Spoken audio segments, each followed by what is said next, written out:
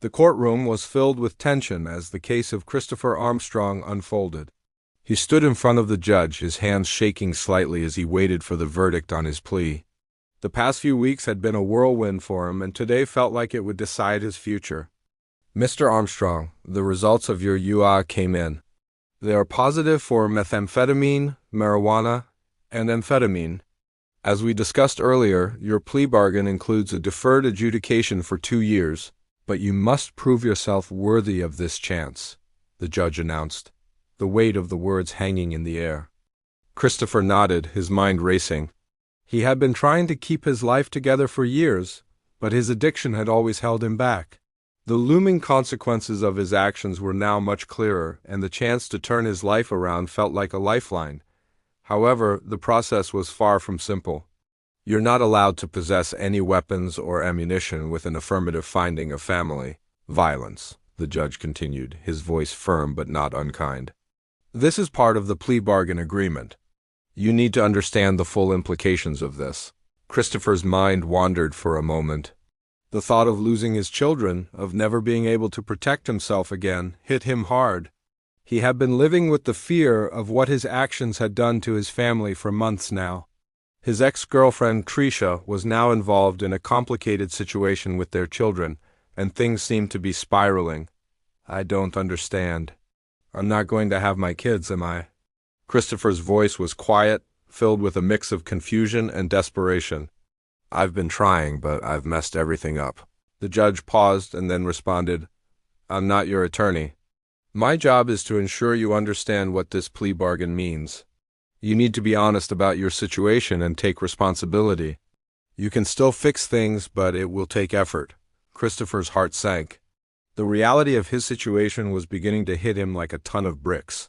He had been living in a state of denial, but now, faced with the weight of the truth, he understood the full extent of the damage. His children, his only source of hope, were at risk, and he couldn't afford to make any more mistakes. "I'm paying child support," he muttered. "Through the state. I've been trying. I'm not just abandoning them." The judge looked at him with a neutral expression. "The state is taking the money because you weren't paying. Now that you're on probation, it's a condition that you support your dependents. If you fail to do so, a motion to revoke will be filed. Do you understand?" Christopher nodded slowly. He knew he was on the brink. One more mistake, and it could all fall apart. He had to take responsibility, not just for himself, but for the future of his children. "As part of your sentence," the judge continued, "you'll be on 2 years of deferred adjudication. That means if you comply with all conditions, your case could be dismissed, but if you violate your probation, you could face jail time." The weight of the situation settled over Christopher like a thick fog. His life was hanging in the balance, and he had to make a choice: either rise to the challenge or risk losing everything he had left. "You'll also be required to pay a $1,000 fine, which will be probated. You'll need to provide proof of employment within 30 days, and you won't be allowed to work in a job involving minors. You can't be employed as a home health care provider, understand?" Christopher blinked, the implications of it all slowly sinking in. "Yes, Your Honor," he replied, his voice trembling. His mind raced as he tried to grasp the enormity of the situation. His life had always felt out of control, but now, with the terms of his probation laid out before him, he realized that his chance to turn things around was slipping away. "Probation will be checking on your progress. They'll also ensure you're not working with minors. And remember, this is your chance to prove yourself," the judge said. The court session continued as Christopher's fate was sealed for the next 2 years.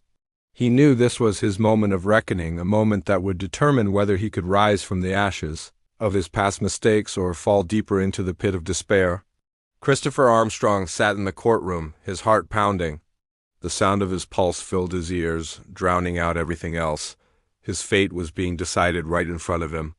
The weight of the judge's words still hung in the air, reminding him of how much was at stake. "You tested positive for methamphetamine, marijuana, and amphetamines," the judge said, looking at him with a stern expression. "You've had enough chances. It's time to face the consequences." Christopher felt his stomach drop. He had hoped for a second chance, but the reality of the situation was sinking in. His drug use had gotten him into trouble again, and now he was in danger of losing everything he had worked for. He looked down at his hands, trying to steady his breathing. The judge continued, "You will be placed on 2 years of deferred adjudication. If you follow the terms, your case could be dismissed. But if you fail, you will face jail time." Christopher nodded, trying to keep his emotions in check. This was his last chance to turn his life around, and he knew it. The fear of failing and the consequences that would follow weighed heavily on his mind. "You'll have to pay a $1,000 fine," the judge added, "and provide proof of employment within 30 days. You're also prohibited from working in jobs that involve minors." Christopher's mind raced. He had always been a hard worker, but finding a job wasn't going to be easy. The stigma of his criminal record would follow him wherever he went.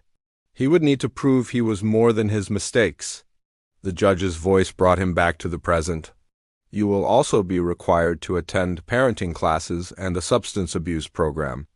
The road to recovery will be long, but you must commit to it." Christopher felt his throat tighten. The thought of his children, his 2 teenagers, kept him going. He had to be better for them. They were the only reason he was still fighting, still trying to make things right. "Are you paying child support?" the judge asked, breaking his thoughts. "Yes, Your Honor," Christopher replied, his voice shaky. "I pay through the state.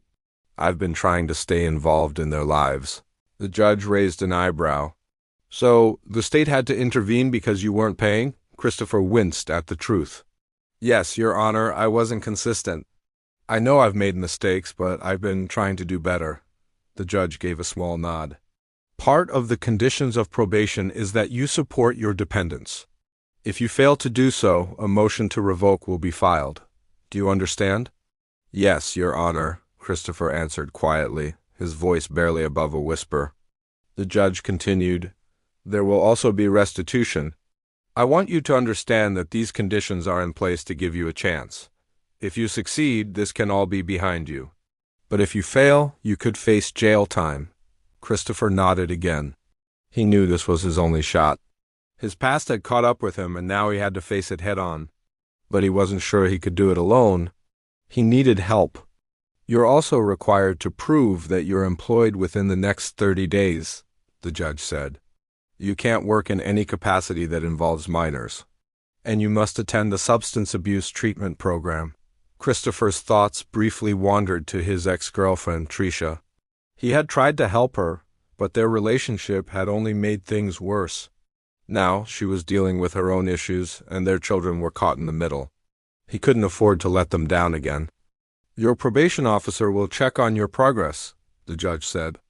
"You'll need to report regularly, take drug tests, and show proof of your efforts to comply with the terms of probation." Christopher felt a lump form in his throat. The weight of his responsibilities had never felt so heavy. His addiction had cost him so much already. Could he change? Could he actually make it through this probation without falling back into his old ways? The judge paused, giving him a moment to process the information. "If you fail to comply with these terms, you'll be sent back to court, and your probation could be revoked. You could face jail time for violating the conditions." Christopher's mind raced. He had made so many mistakes, and he was terrified that this would be his final chance. He looked around the courtroom, but everything seemed distant. The judge's words seemed to blur together. "Do you understand the terms of your probation?" the judge asked. "Yes, Your Honor," Christopher replied, his voice steadying a bit. "I understand." "Good. Now, I want you to think long and hard about what you're doing," the judge said. "This is your last chance to prove that you can be a responsible father, a productive member of society, and a man who can overcome his mistakes." Christopher took a deep breath. He knew the judge was right. This was his last chance. He couldn't afford to mess it up. As the judge finished his statement, Christopher's thoughts turned back to his children. They needed him. They deserved better than the broken man who had been living in the shadows of his mistakes. He had to change, for them.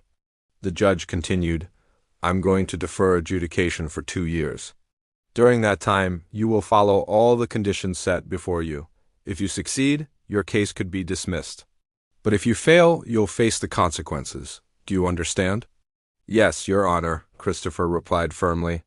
"I'll do whatever it takes," The judge nodded. "Good luck, Mr. Armstrong. I hope you succeed. For your sake and for your children's sake." Christopher stood, his heart heavy with a mix of fear and determination. This was it, his last chance. He had no more excuses. As he left the courtroom, the weight of the future pressed down on him. But for the first time in a long time, he felt the faintest spark of hope.